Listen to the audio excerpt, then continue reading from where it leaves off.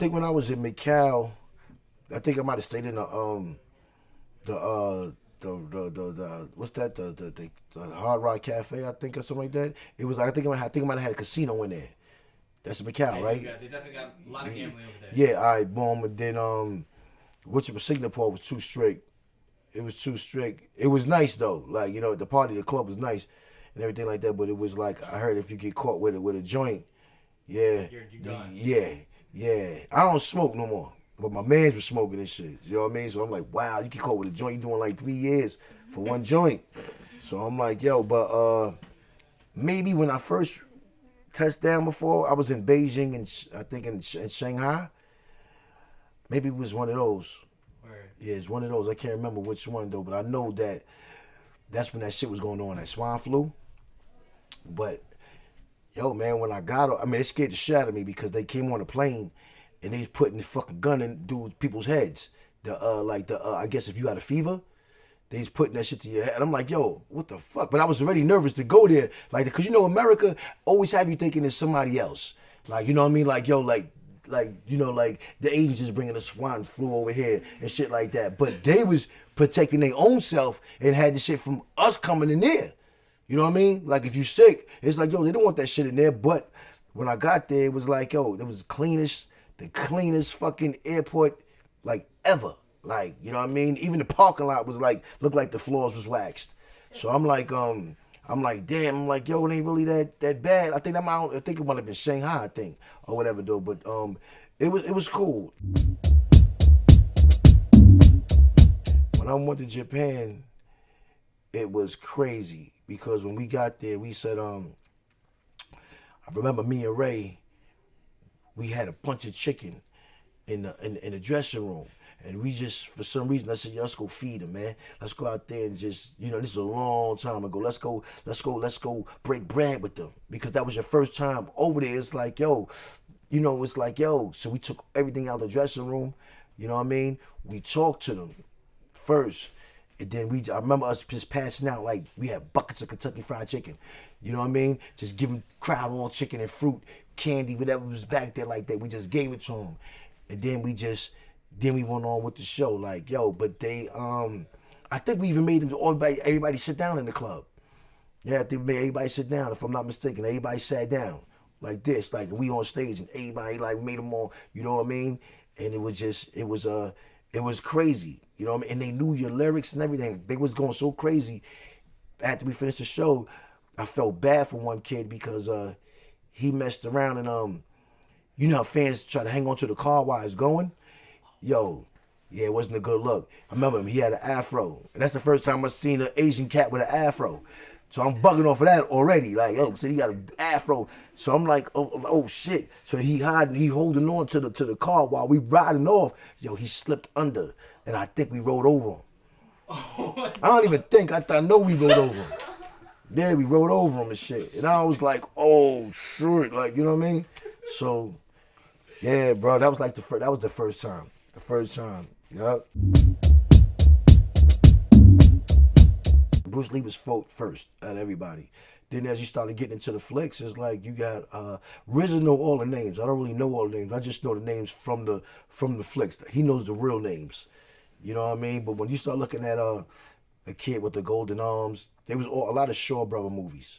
You know what I mean? Forest Tiger. And you know what I mean, Mortal Kombat. It's like, that was the guy. That was the three people that was dumb, deaf, and blind. That was an ill flick too. But it's just a lot of flicks, a lot of old '78 Shaw Brother flicks. Because we grew up off of karate flicks, and like in the '80s, it's to come on TV, like, you know what I mean, every Saturday 3:00, and then we got stuck on it. We got stuck on the flicks like that. Some like it more than others. You know what I mean? RZA was he's like the chief of the kung fu flicks. All the names and all that stuff like that. So there was one movie called Shaolin vs. Wu-Tang that I had. Me and one of my other friends had. That's not in Wu-Tang. And then I played it for RZA, because RZA had moved down to my projects.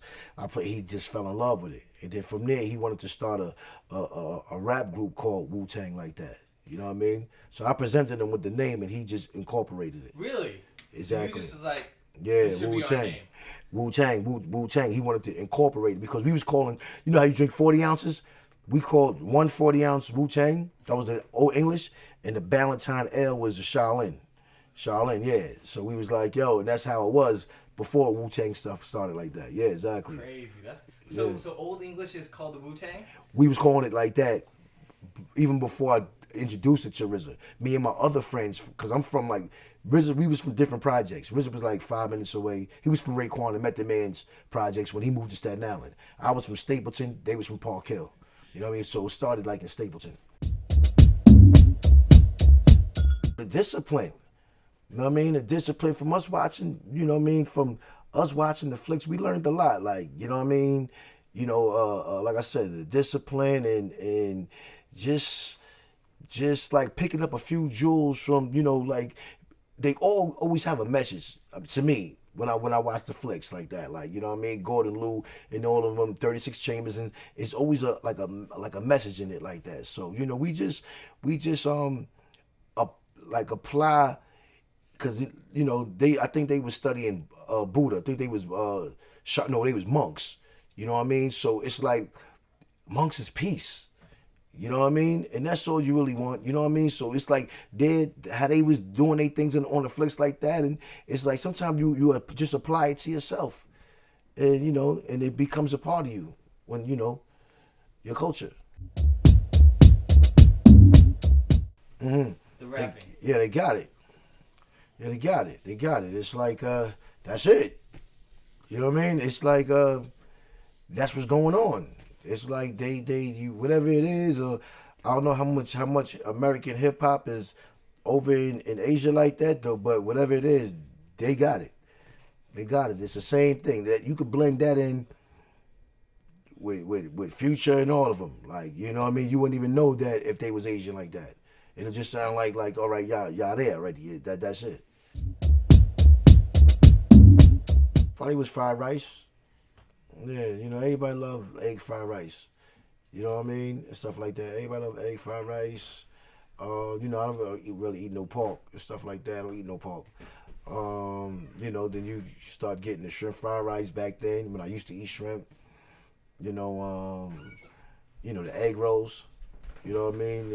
In New York, they got you know, you still got the skinny egg rolls, but then they had the thick ones too. Like, you know what I mean? I used to like the thick ones.